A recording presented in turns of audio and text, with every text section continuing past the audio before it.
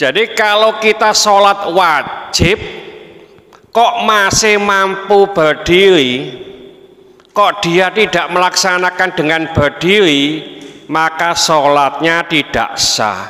Ustadz, yang saya tadi kecapean nih, bagaimana? Tetap wajib berdiri kecuali sholat sunnah.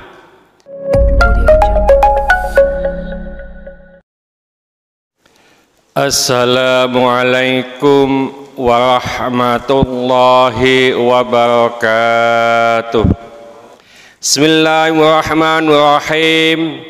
Wa an Imran bin Husainin, dari Imran bin Husain radhiyallahu anhu, mudah-mudahan Allah meridainya, anna nabiyya sallallahu alaihi wasallam qala, bahwasanya Nabi sallallahu alaihi wasallam bersabda, sholli qaiman, sholatlah dengan berdiri, fa illam tastati fa qa'idan, maka jika kamu tidak mampu, artinya tidak mampu berdiri, maka hendaklah sholat dengan duduk. Fa illam tastati fa ala janbin, maka jika kamu tidak mampu melaksanakan sholat dengan duduk, maka sholatlah dengan berbaring. Wa illa fa'aumin, maka jika tidak mampu berbaring, maka dengan isyarah.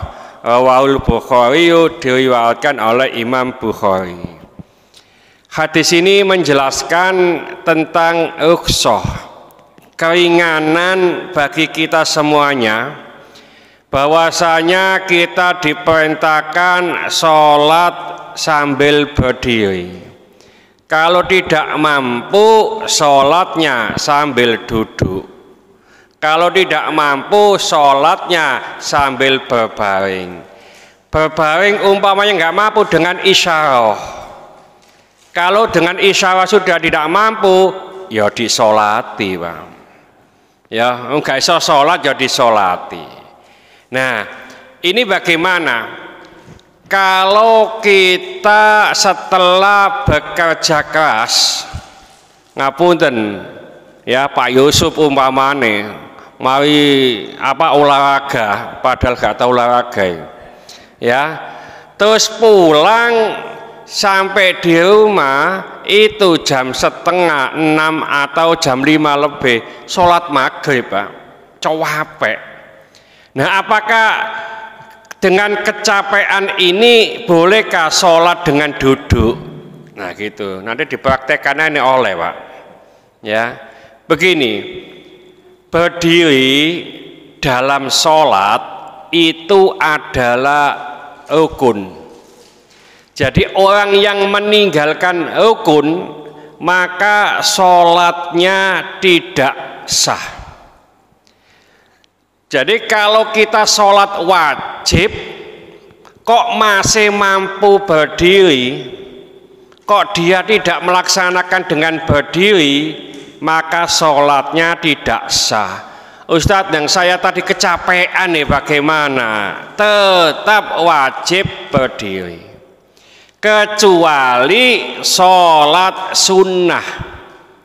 Nah, sholat sunnah umpamane maghribnya tadi berdiri, kok kau wesel wes sholat ba'diyah maghrib duduk, bagaimana? Boleh?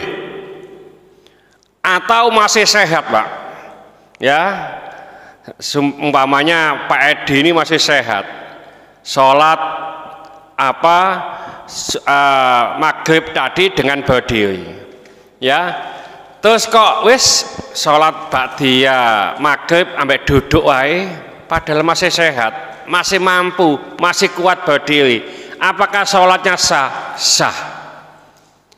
Jadi sholat sunnah itu boleh duduk meskipun ngapunten mampu berdiri.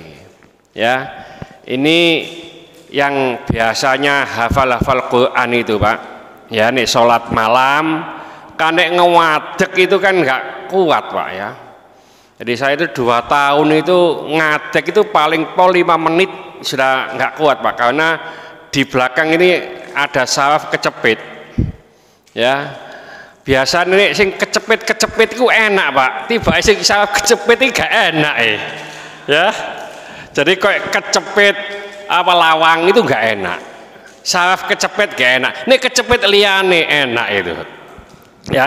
Tidak bisa berdiri dengan lama. Maka kalau ingin sholat sunnah ya, sholat malam umumnya kepingin apa panjang gitu ya, duduknya bagaimana ini nanti ada beberapa metode atau apa Rasulullah pernah melakukan. Boleh dengan silo begini ya, silo kan biasanya kuat gitu Pak ya, atau duduk tawaruk atau duduk iftiros. Duduk iftiros itu duduk tahiyat awal, duduk tawaruk duduk tahiyat akhir. Sing penting longgo. Nah Ustaz, dari saya ini kolesterol tinggi, asam urat tinggi, iso longgo ambek sembojong ini apa? Monggo, tidak apa-apa ya.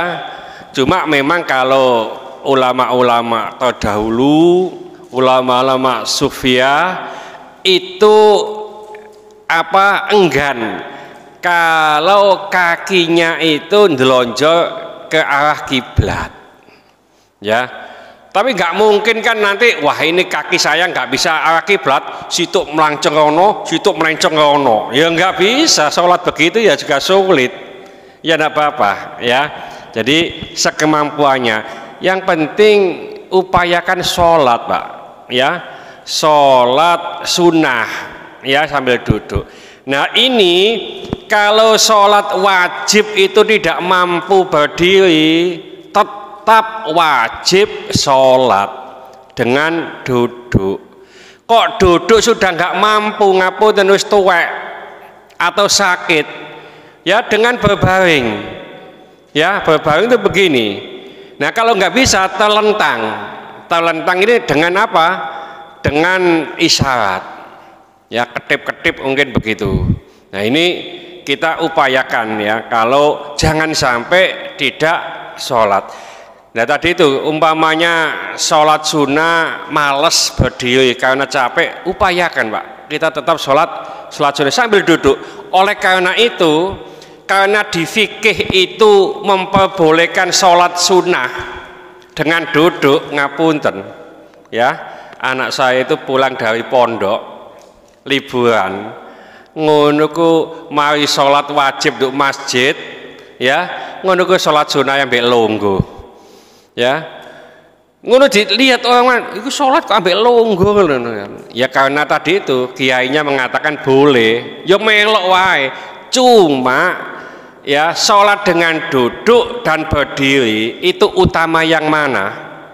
Utama yang berdiri ya, karena dalam pernah saya sampaikan di kitab Risalatul Mu'awana, juga di kitab Irsyadul Ibad ila Sabili Rasyad, itu disampaikan bahwa Sayyidina Ali pernah mengatakan barang siapa yang membaca Al-Quran satu huruf saja dalam keadaan berdiri, artinya berdiri itu sholat, maka satu huruf ini diganjar dengan 100 kebaikan. Jadi berdiri Pak. Barang siapa yang membaca Al-Quran satu huruf dengan duduk dalam sholat, nah ini mendapatkan 50. Barang siapa yang membaca Al-Quran di luar sholat tapi punya wudhu, ini mendapatkan 25 satu huruf. Barang siapa yang membaca Al-Quran satu huruf di luar sholat tanpa wudhu kan, coba umpamanya ngapunten ya, kita batal terus baca Bismillahirrahmanirrahim Qul huwallahu ahad Allahus samad, itu kan baca Pak di luar sholat tanpa wudhu, satu huruf dapat 10. Banyak hadis riwayat Tirmidzi itu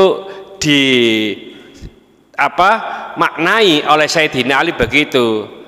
Man qara'a harfan min kitabillah, barang siapa yang membaca satu huruf di kitab Allah, falahu hasanatun, maka ia mendapatkan 10. Wal hasanah, satu kebaikan, wal hasanatu bi asyri amsalihha, satu kebaikan dilipat gandakan 10. La aqulu alif lamin, kata Nabi, saya tidak mengatakan alif lamin itu harfun, satu huruf, walakin alif harfun, walam harfun, wamim harfun, tapi alif satu huruf, lam satu huruf, mim satu huruf, dapat 10 Pak, satu huruf. Hadis ini dimaknai oleh Sayyidina Ali itu orang yang membaca Al-Quran di luar sholat tanpa wudhu. Ya, jadi kalau umpamanya dengan berdiri dapat 100, ya 100, tapi mek mocone Fatihah mek kulhu, ngono umpamane. Ya, umpamane kalau duduk ya 50, tapi panjang Pak. Jadi amma yatasaalun anin naba'il adim, umpamanya itu 40 ayat, hurufnya banyak. Rakaat kedua, abasa wa tawalla an ja'ahul a'ma, umpamanya 42 ayat, itu banyak. Nah, karena nggak mampu berdiri dengan lama, duduk saja sampai gini Pak, ya. Tapi gini itu jangan gini Pak, ketika sholat mau gini dekek ini dhisik terus lanjutnya ngono kok ambek telat-telat gono uang kok gak apa-apa lah. Ini sing gak oleh lho. Apa maneh mari ngene terus gini Pak, ngopi tibake. Soalnya kan sholat malam ambek ngantuk ya. Jadi ini yang nggak pas. Jadi ngapunten, memang kalau ingin sholat malam gak ngantuk itu ngombe kopi Pak. Saya itu jam 3 malam itu sudah ada kopi di hadapan saya. Pokok saya bangun jam 3 kurang dikit itu sudah disiapkan kopi oleh istri. Ya, musim istri bapak-bapak kini nopo. Ya, nah kalau memang istrinya keberatan bikin kopi, ngapunten, jenengan beli termos. Malam sebelum tidur itu bikin kopi Pak, di termos itu loh. Ya, nah nanti langsung bangun, langsung minum kopi. Itu apa? Supaya kita bisa melek, bisa ikut apa? Sholat malam. Oh, Pak Ustadz, dong saya itu ngombe kopi, ya sik ngantuk wae. Oh, salah ngombe ini Pak, salah ngombe ini, ya. Jadi ngombe ini kalau sik ngantuk, ini di atas dikit. Nah, begini pasti nggak ngantuk nanti. Nih ngombenya di sini, kok sik ngantuk, diangkat dikit ke atas. Nah, itu nggak ngantuk nanti. Kalau nggak percaya, dicoba, ya. Jadi kita upayakan sholat malam ini kita lakukan sepanjang-panjangnya, semampu-mampunya, ya. Paling tidak kita sholat 2 rakaat lah, paling tidak, ya. Mudah-mudahan sedikit ini dibarengi hidayah oleh Allah Subhanahu wa taala. Mudah-mudahan segala hajat kita dikabulkan Allah, segala kesulitan kita dibantu oleh Allah. Mudah-mudahan anak-anak kita menjadi anak soleh solehah, taat kepada Allah, patuh dan nurut kepada kedua orang tua. Ya, mengasih keturunan, mudah-mudahan keturunan yang soleh solehah. Ya, mengasih jodoh, mudah-mudahan memberikan jodoh yang soleh solehah.